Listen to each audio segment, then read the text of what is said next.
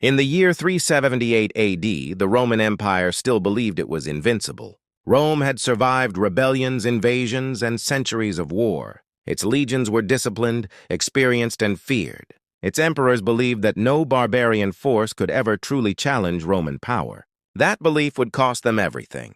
The emperor's name was Valens. He ruled the Eastern Roman Empire, and he was deeply insecure. He had not earned his throne through great victories or legendary campaigns. His reputation was weak, and he knew it. So when reports began arriving from Rome's northern frontier, Valens saw something else: an opportunity. Across the Danube River, a massive group of Goths had gathered. They were not invading yet, they were fleeing. The Huns, a terrifying new force from the east, had driven them from their lands. The Goths sent a request to Rome. They asked for permission to cross the river and settle peacefully inside Roman territory. In exchange, they promised loyalty and military service. Rome agreed, but the execution was a disaster. Roman officials along the border were corrupt and cruel.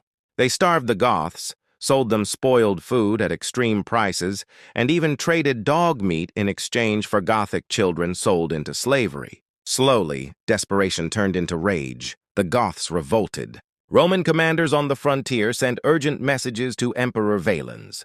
The reports were clear and consistent. The Gothic forces were larger than expected. They were well armed, and most importantly, their cavalry had not yet arrived.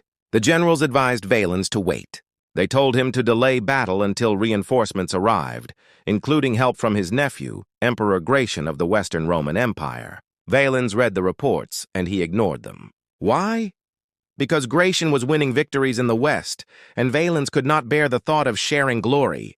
He wanted a victory of his own, one that would secure his legacy. On August 9, 378 AD, near the city of Adrianople, Valens made his decision. He marched his army forward under the summer sun. The Roman soldiers were exhausted, dehydrated, and hungry after a long march. Still, Valens ordered them into battle. At first, it seemed manageable. The Goths were positioned behind a defensive wagon circle. Roman infantry advanced confidently. Then, everything changed. The Gothic cavalry returned. Thousands of armored horsemen smashed into the Roman flanks with devastating force. Roman formations collapsed. Command was lost. Units were surrounded and slaughtered. The discipline that had defined Rome for centuries broke apart. What followed was chaos. Roman soldiers were cut down where they stood. Others were trampled or crushed as formations disintegrated. There was no retreat, no recovery. Emperor Valens disappeared in the fighting. Some accounts say he was wounded and carried to a farmhouse, which was then set on fire by the Goths, killing him inside. His body was never recovered.